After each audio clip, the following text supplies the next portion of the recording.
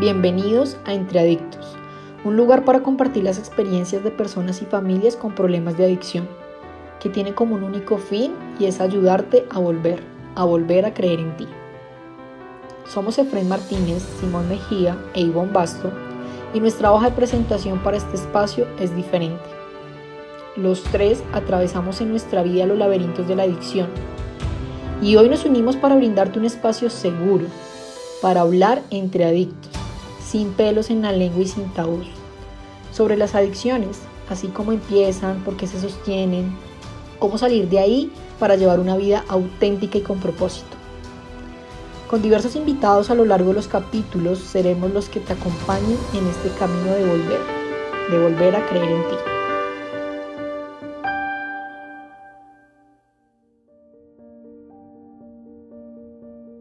Bueno, hola a todos, bienvenidos a un capítulo más de Entre Adictos. Les habla Ivonne Basto. Hoy tenemos un gran tema y es que vamos a hacer un especial para el Día de las Madres y tengo el honor de presentar a una gran invitada. Ella es Gladys Rodríguez. Lleva con nosotros 25 años en procesos de recuperación, generando acompañamiento a las familias del colectivo Aquí y Ahora. Gladysita, para mí es un honor, estoy muy agradecida que estés aquí con nosotros en Entre Adictos. Gladysita tiene una experiencia propia de un hijo adicto y es la mamá de todos nosotros. Entonces, bienvenida Gladysita. Hoy es un tema muy sensible. Muchas mamás necesitan ver la posibilidad de cómo trascender ese dolor, esos miedos, cuando hay un hijo adicto en casa. Y más cuando no sé cómo pedir ayuda o no sé manejar el tema de las adicciones. Tu experiencia es un regalo y es un don que nos ha acompañado hace 25 años. Entonces vamos a iniciar este proceso de ayudar a las personas con este capítulo, Gladysita, contándonos quién es Gladys, desde su experiencia, cómo ha vivido ser mamá y tener un hijo adicto. Bienvenida, Gladysita. Buenos días, Ivoncita, muchas gracias por tu presentación, de verdad que muy emotiva. Mi situación personal empieza hace muchos años cuando tengo 4 hijos, y de el segundo, mi hijo Oscar, empieza en el consumo de drogas. Consumo que no le di tanta importancia, porque decían, no, en la edad, eso le pasa, yo lo voy a ayudar, yo puedo, yo tengo toda la capacidad para ayudarlo, yo lo saco de esto. Todas esas mentiras que nos decimos para tratar de que la situación no se nos vuelva tan caótica. Yo creo que yo inicié más que del miedo, de la vergüenza. A mí la vergüenza fue algo que me marcó muchísimo, vergüenza familiar, vergüenza social. Fue un tema que pienso que me hizo muchísimo daño, porque era una prevención y si la demás gente sabe, y si se dan cuenta, y si creen que, ay, que yo lo estoy haciendo tan mal porque mire, un hijo adicto. Todo eso llevó a que la situación se agravara muchísimo, sin darme cuenta que pues no era tan difícil tener un hijo adicto porque la familia vivía en un medio de alcohol fuerte, con una vida social bastante complicada, en donde el consumo de alcohol era una cosa muy normal. Yo no lo bebía, pero el resto de la familia sí lo hacía. La suerte es que, bueno, mis hijos, el mayor y los otros no tuvieron consumos, sino únicamente el segundo. Entonces, cuando yo empiezo a saber, me parecía, ¿será que estaba bebiendo? Pues en la casa el alcohol era por donde quiera y lo podía acceder. Después empecé a darme cuenta de la marihuana. Yo entraba a su cuarto y sí sentía un olor raro y le decía, ¿a qué está oliendo? ¿Qué? Ah, no, es que allí al frente, porque vivíamos al frente de un bosque, allí al frente queman mamá esos árboles y entonces se me entra el olor. Ay, no, mijo, entonces cierre las ventanas. No, porque es que se encierra el olor, es mejor que salga. Entonces yo, bueno, pero le creía, imagínense ustedes. Y así empezó la situación a progresar hasta el punto de que, bueno, ya dije, no, esto necesito ayuda, aquí va a haber un consumo. Él no, hasta ese momento no lo admitía, él lo negaba, lo negaba. Empecé a saber por comentarios de un amigo muy especial, me dijo que dijo, ay, tu hijo está en consumo, no sé qué. Ay, pero creer total, no. Yo decía, no, tampoco. Entonces ahí empieza este calvario y lo llevé a la Montserrat, lo llevé a psiquiatras, yo empecé fue por psiquiatras antes que psicólogos y todo, empecé por psiquiatras, se empezó a hacer muchas cosas, yo muy sola, porque al hermano mayor, que era una persona muy madura, muy juiciosa, al darse cuenta y todo, entonces todos empezaron como a tomar distancia. El papá no le dio importancia porque pues como que eso tampoco era tan grave. Entonces yo quedé muy sola, sin embargo, bueno, busqué ayuda y empiezo en este camino tan complejo. Ahí sí ya me empiezan los miedos porque ¿será que este psiquiatra, será que este sitio, será que no es peor llevarlo a un sitio donde hay más drogadictos? Entonces empieza uno a hacerse una serie de conjeturas absurdas, porque, pues claro, no es que él consumía con adictos, entonces ¿qué más daba? ¿Dónde estaban los adictos? ¿Dónde él está? Empezamos a tener una serie de dificultades fuera de la casa muy graves, estrelladas, de ir a un bar y medio destruirlo, donde me llamaban y me decían, o usted paga o lo meten a la cárcel. Entonces, uy, el hijo en la cárcel, imposible. Entonces, pague. Había la posibilidad de hacerlo, entonces eso dio como la facilidad, ¿no? La comodidad para él y en el fondo para mí, porque solucionaba el problema. Y así seguimos por mucho tiempo. Luego digo, no, pues es que él empieza a salir del colegio, un colegio muy bueno, pero entonces empieza a las universidades y en la universidad sí ya la cosa se volvió imposible manejar. Pero si no terminaba en esa universidad, si no seguía, pues él seguía en otra y se presentaba en otra y no, ya no me acuerdo por cuántas universidades pasó y universidades muy buenas.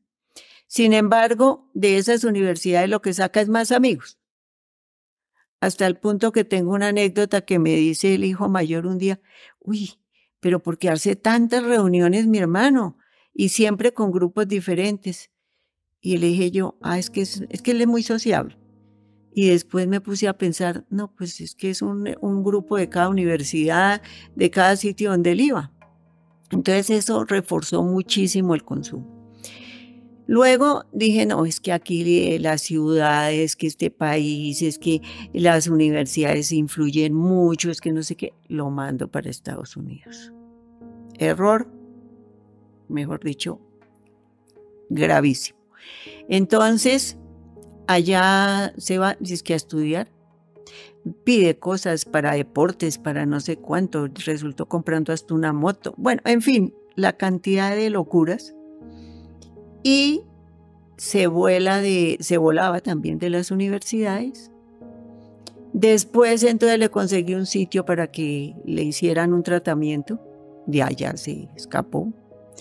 Llegó un punto en que se me perdió en Estados Unidos, en que eso, mejor dicho, fue una tragedia que hubo que para conseguirlo. Lo traemos y sigue aquí la situación. Hace promesas. Yo llegué a ir hasta chamanes. a consumir yagé, porque eso era bueno, y yo lo hice. Bueno, luego entonces, ya en este desespero, el psiquiatra me dice, mire Gladys, sáquelo a la calle. Le digo yo, doctor, ¿usted sabe a quién le está diciendo eso? Es que soy la mamá. ¿Cómo voy a sacarlo a la calle?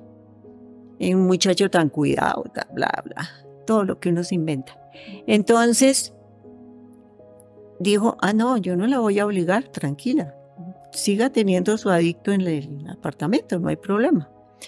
Entonces, para eso pasaron 3 años que se perdieron, 3 años valiosísimos que se perdieron, esperando no sé qué. Cuando ya se hizo todo lo que, los errores y todo lo que él se equivocó en la vida y todo lo que ustedes se puedan imaginar que vive uno con un adicto y mis llantos y mis angustias y todo, lo saqué un día a la calle. Se opuso el papá le consiguió un apartamento, me tocó pelear con la señora dueña del apartamento, con todo pues por aquí, ¿qué tal? Me he hecho una olla. Entonces quedó en la física calle, en donde se pasaron cartas al club, al edificio, se prohibió en la finca. Mejor dicho, todos nuestros sitios de encuentro y todo se bloqueó. Hablar con la familia, ahí sí, contarle a la familia la situación, pero imagínense para que unas abuelas entiendan. Entonces, eso fuera, no, esto se volvió enemistades con tíos, con todo, porque todos querían, además como era tan querido y tan simpático, entonces todos querían ayudarlo, y pobrecito, y le daban plata, y le hacían regalos. No, esto fue hasta que al fin todos fueron entendiendo que había que soltarlo. Cuando ya lo dejo en la calle absoluta, mi único consuelo era que mi conductor iba, le daba vueltas y miraba si estaba vivo, dónde estaba, que en la calle del Cartucho en esa época, que dónde estaba, y venía y me contaba. Y bueno, yo decía, bueno, no lo han matado. Y oré y me aferré a Dios como nunca en la vida. Y bueno, pasaba el tiempo y duró esos largos 8 meses en donde el psiquiatra me decía, se nos va a quedar. Entonces empezaron las culpas porque, ¿y si yo no lo hubiera hecho así? ¿No hubiera sido mejor? ¿No hubiera sido mejor haberlo apoyado? ¿No había sido mejor y no que llegara a este estado cuando uno antes miraba a un indigente y yo pensaba, ay, ¿será que no tienen papás que no los ayudan? Y ver yo que mi hijo estaba en las mismas circunstancias, todavía me cuesta trabajo recordarlo. Entonces, sin embargo, lo logré, lo hice. Dije, no, ya aquí no puedo dar paso atrás, no puedo perder todo lo que se ha hecho, ya, sigo adelante. Y de verdad, solita, lúchela y luche. Un buen día, después de cumplir esos 8 meses, en donde nosotros llegábamos a una vida normal, aparentemente. Yo seguía vida social, viajes, todo, porque había que cumplir, ¿no? Pero nadie sabía lo que yo sufría y lo que eran mis noches y todo, y pensar, tendrá hambre, tendrá frío, pero bueno, lo afronté. Después de todo ese largo tiempo, digo largo porque fue eterno, entonces llega un día, una noche, un domingo frío, y pide que lo dejen hablar conmigo. Yo contesté al citófono y le dije a los celadores, no puede entrar. Y mi esposo dijo, ¿por qué no lo oímos? Bueno, dije, bueno, que siga. Subió y vieron a ese hijo en unas condiciones lamentables. Ya no había nada más que hacer. Lo primero que dijo fue, quiero que hablemos, todos. Entonces yo, bueno, me ilusioné, fui, hablé con los hermanos y les dije, ay, mire, llegó Óscar, bajemos, camine, hablemos con él. Todos dijeron exactamente lo mismo. ¿Hablar con él? Después de que todo lo que hemos visto sufrir, de todo lo que tú has llorado por él, ¿nos vas a decir que hablemos de qué? Mamá, ¿pero qué está pensando? ¿Cómo se te ocurre dejarlo entrar? Bueno, entonces yo me fui, le dije, no, tus hermanos no te quieren ver, están muy dolidos. Dijo, tienen razón. Entonces habló con mi esposo y conmigo. Él se dirigía mucho a mí. Entonces dijo que ya había tocado fondo, que había comido la que sabíamos. Había llegado a la cárcel, cosa que yo ya sabía que él había estado en la cárcel, porque empezó a vender drogas. Afortunadamente nunca un criminal ni nada, pero empezó a vender drogas, nada más ni nada menos. Entonces ahí lo cogen y lo meten preso. Yo a través de mi conductor logro que poner un abogado y lo sacan, pero cuando él sale llega a la calle otra vez. Entonces, él eso hasta ese momento nunca no lo sabía. Entonces ya pide perdón, ya todo. Entonces le digo que se bañe, que se bañe, que se vista. Entonces sube, se baña, se arregla. Esto ya era casi la madrugada entre todo lo que se habló. Nos subimos en el carro y yo me fui sola con él. Entramos a un restaurante, que tengo muy claro cuál restaurante. Y ahí entramos y comió muchísimo. Y estaba ya acabado. De ahí nos fuimos en el carro por allá para un bosque arriba de la Séptima y nos amaneció hablando. Luego llamo al psiquiatra porque él dice que está resuelto a hacer lo que sea para salir de esto, porque ya no puede más, ya no da más. Era un tipo inteligente, muy inteligente. Y entonces llamo al otro día al psiquiatra y le cuento. Entonces me dice, mándemelo. Solo. No, pero doctor, ¿cómo solo? Sí, y con la plata de la consulta en efectivo. Y yo, pero ¿cómo? ¿Plata? No, me dijo, no, entonces no lo recibo. Entonces yo, bueno, confiar, ¿no? Entonces le dije, mira, la cita es tal hora, 10 de la mañana, algo. Aquí está la plata.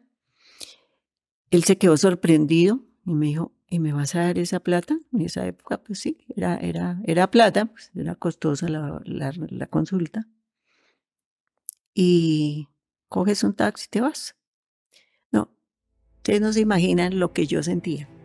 No, se perdió porque pues plata, arreglado, mejor dicho.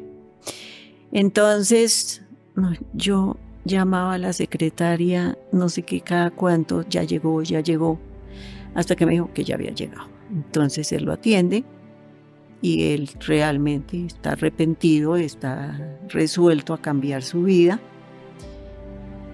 Y ahí empieza el otro calvario, porque ahora, ¿a dónde lo llevo? ¿Qué voy a hacer? ¿Qué hago? Porque es que ser psiquiatra no le iba a hacer un tratamiento. Pedí una cita a Alcohólicos Anónimos.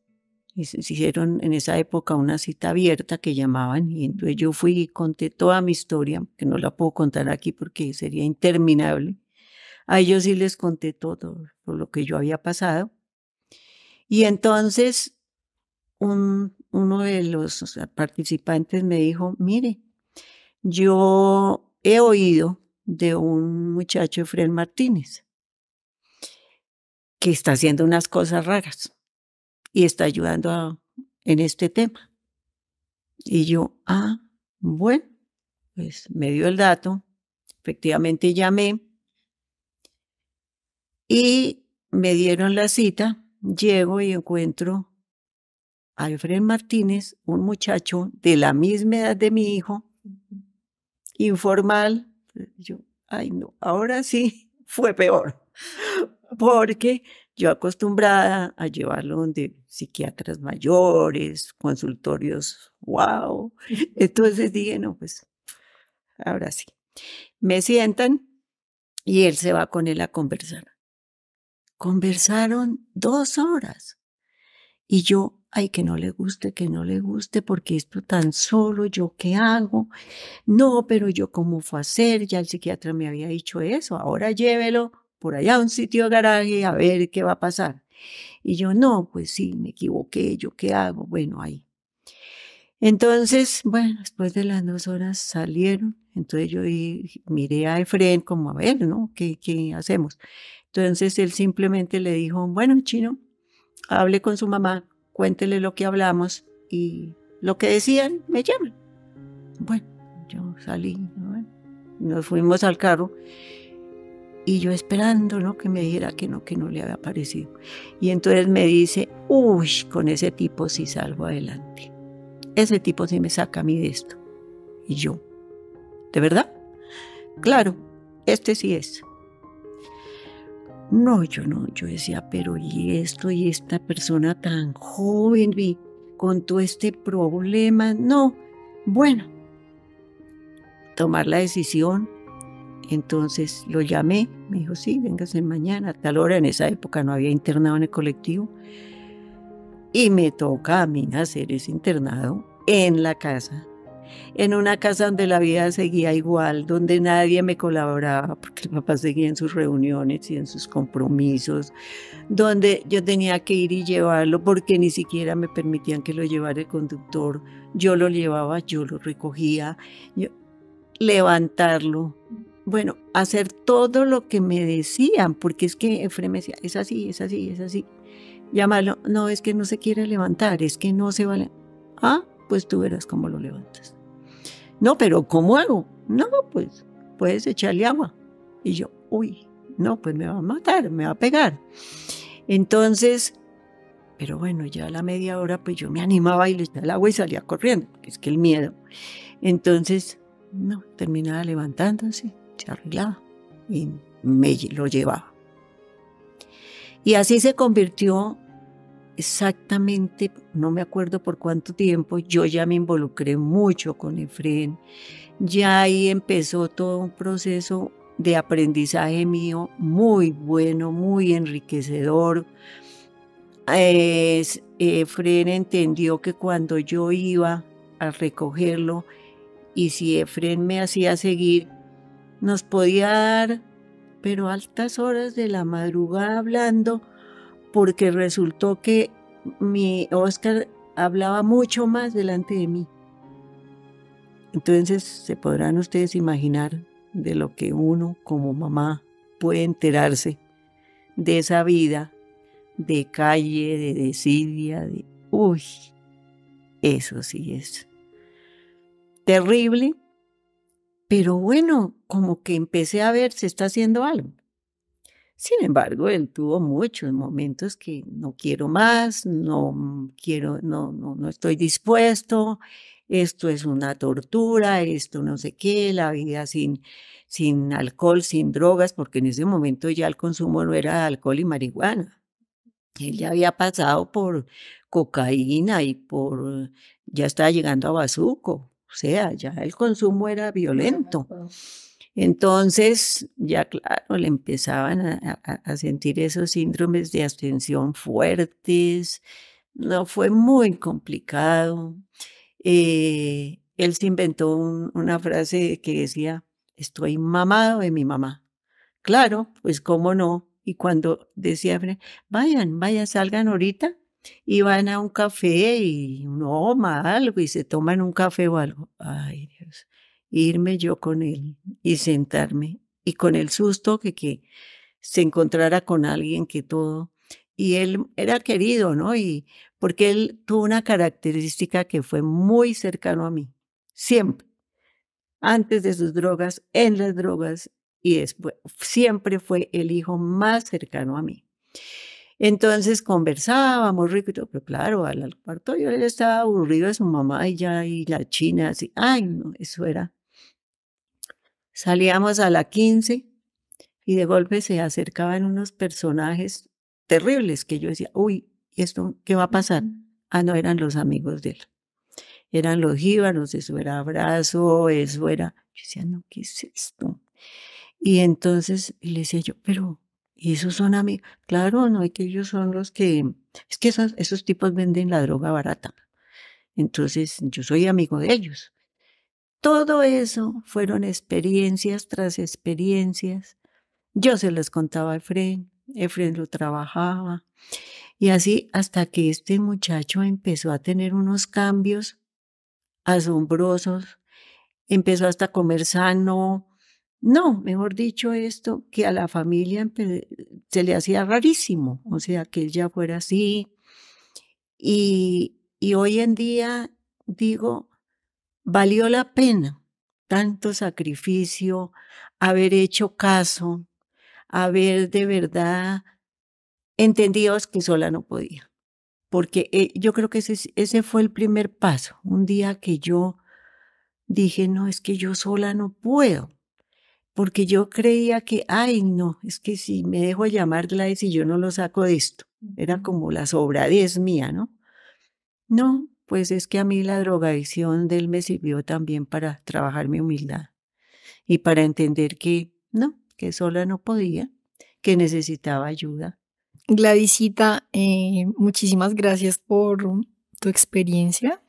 Mm, me siento muy conectada al escucharte porque hemos venido trayendo muchos invitados en Entradictos desde la adicción activa, pero no habíamos visto la cara de la moneda de cómo mis acciones como adicta activa terminan generando mucho dolor, mucho daño a los seres que más amamos. Entonces me conmueve mucho escucharte porque pensaba mucho ahorita, por ejemplo, en mi mamá. Eh, y a medida que ibas contando la historia, decía cuántas mamás no están siendo identificadas por esa vergüenza, por las creencias, por los miedos, por el ego, por todas esas situaciones que muchas veces limitan o también refuerzan el consumo de uno.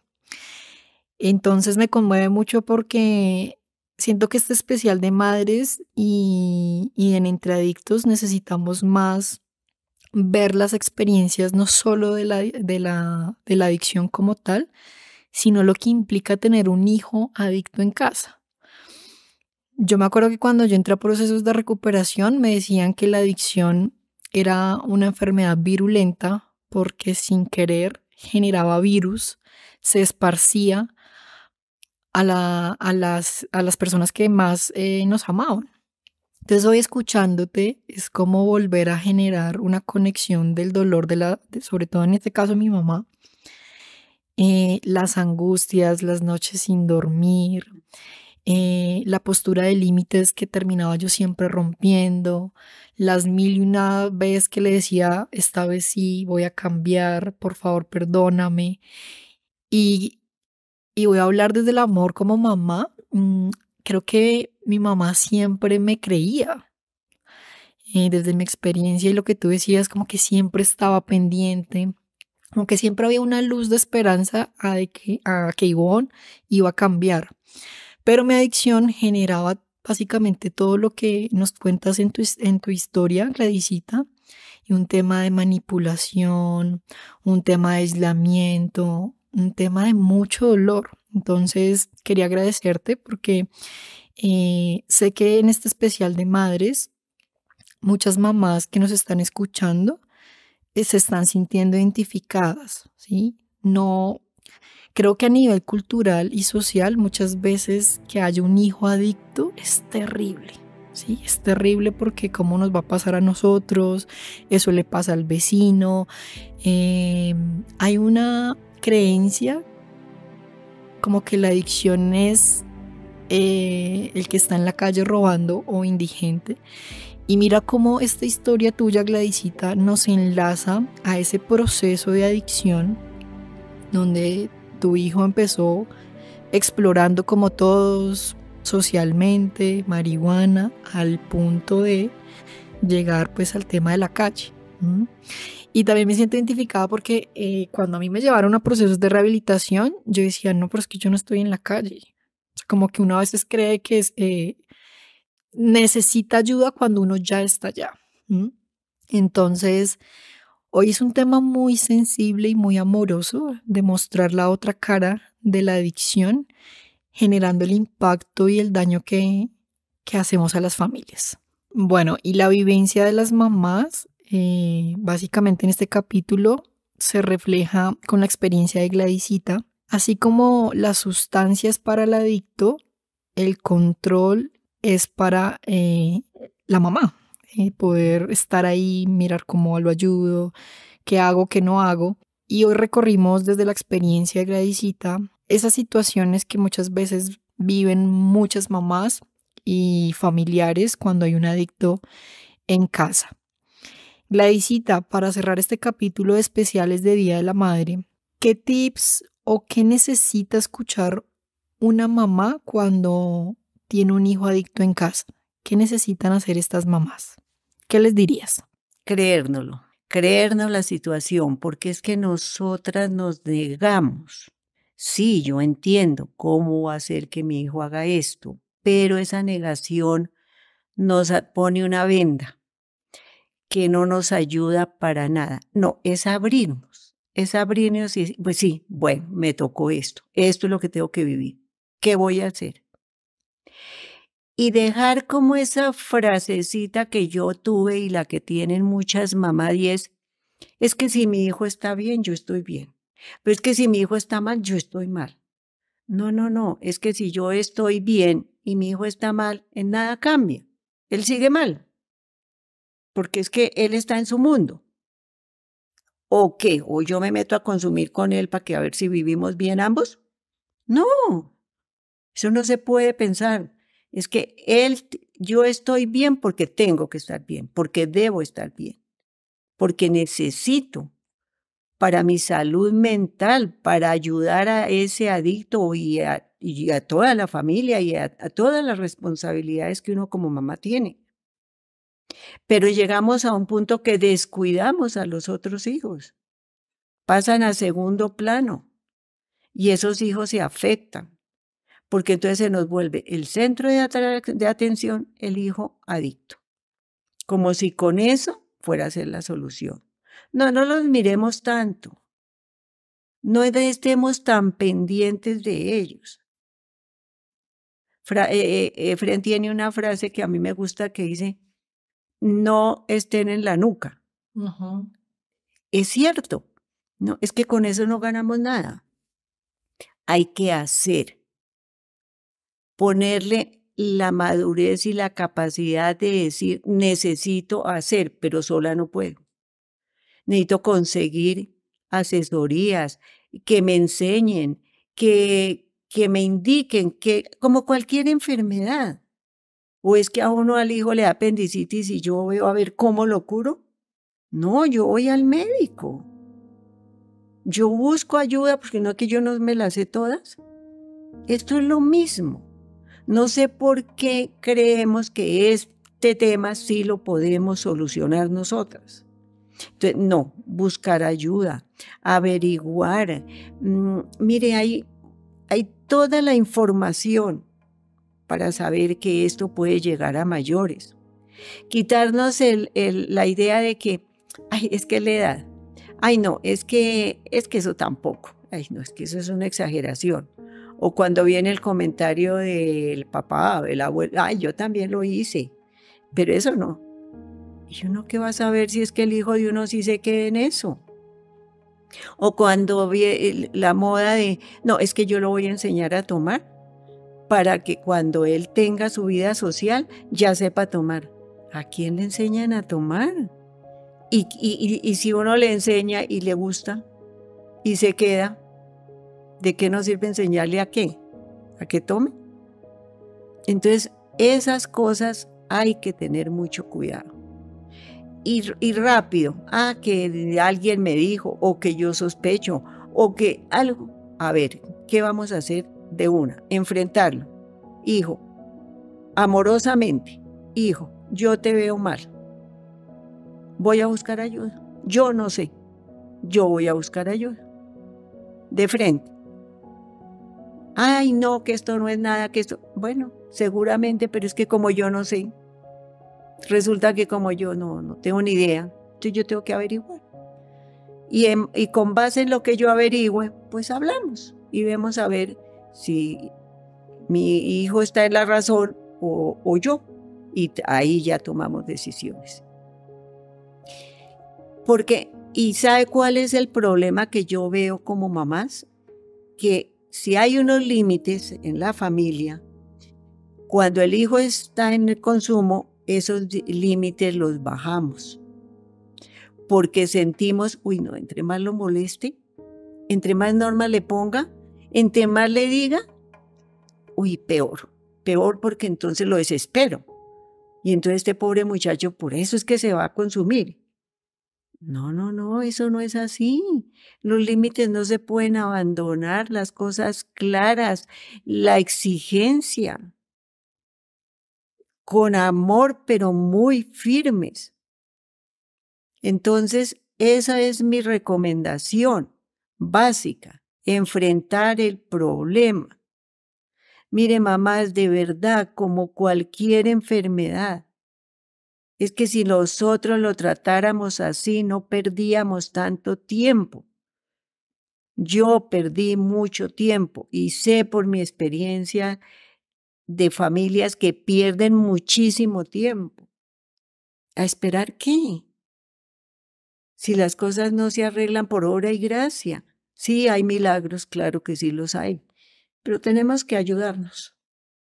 Bueno, Gladysita, muchísimas gracias de nuevo por tomarte el tiempo, por contarnos tu historia, por desearles un feliz Día a las Madres desde la experiencia. A veces es una fecha de celebración, pero en Entre Adictos es la muestra de que como mamás pueden estar pasando una situación muy triste y dolorosa como tener un hijo en casa.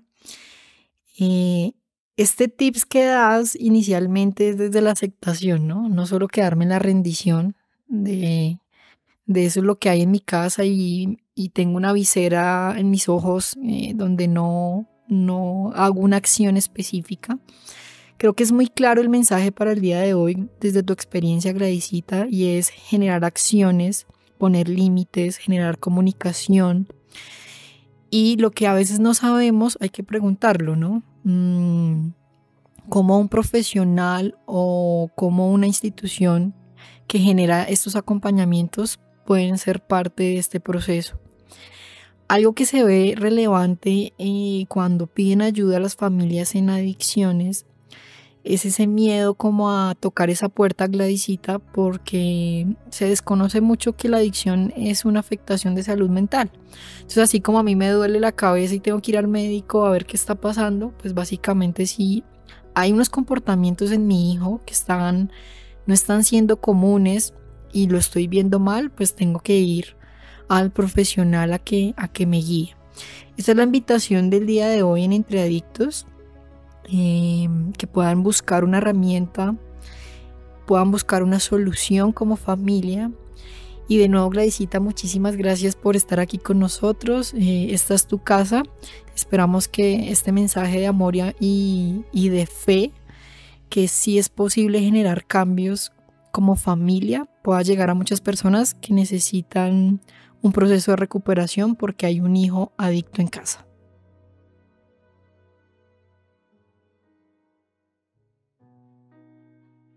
Entre Adictos, nuestro podcast de adicciones. Desde la marca Volver y los programas del colectivo Aquí y Ahora, estaremos con ustedes todos los domingos. Así que si te identificaste y te gustó el episodio de hoy y crees que le puede ser útil a alguien, por favor compártelo. No olvides seguirnos en nuestras redes sociales @volver_adicciones y conoce nuestra página web adicciones@volver.com. Allí encontrarás artículos, testimonios y temas relacionados con la adicción. Así que nos vemos en un próximo capítulo y recuerda, el poder del cambio está dentro de ti.